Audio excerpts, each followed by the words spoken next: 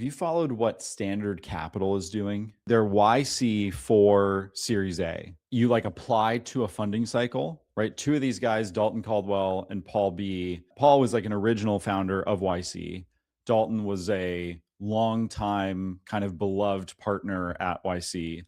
So they left to do Standard Capital with this guy, Brian Berg, who is also a super legit, I think like CTO of a bunch of companies. But yeah, you apply and then you get a fixed amount, but typically a Series A is going to take 20% of your company, sometimes 25%, sometimes it's like 18%.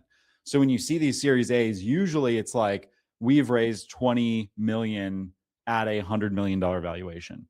Standard Capital is taking 10%. So they've become like hyper competitive. It's like the realtor thing we were talking about earlier. So it's become this hyper competitive thing. And they have funded a bunch of really interesting companies. This is one of the more interesting ones. And I met the founder of this a while ago. I'm not an investor, so I'm not shouting out my own investment. But I think that this is a classic example of like where Standard Capital is coming in clutch. Like presumably these guys raised a $12 million Series A at a $120 million valuation with only diluting like 10%.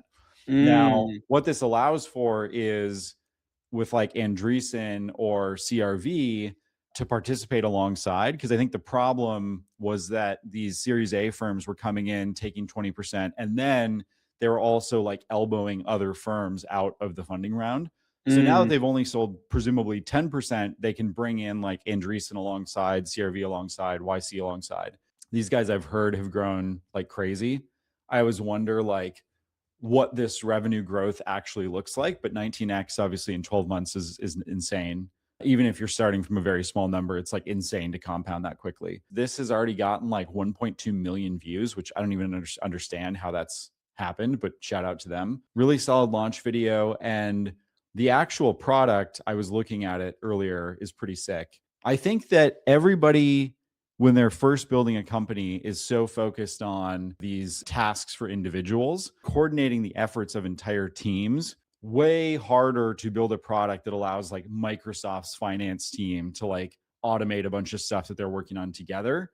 Everybody's focused on like the individual level, but I think a lot of these companies will focus on the team level, which is cool.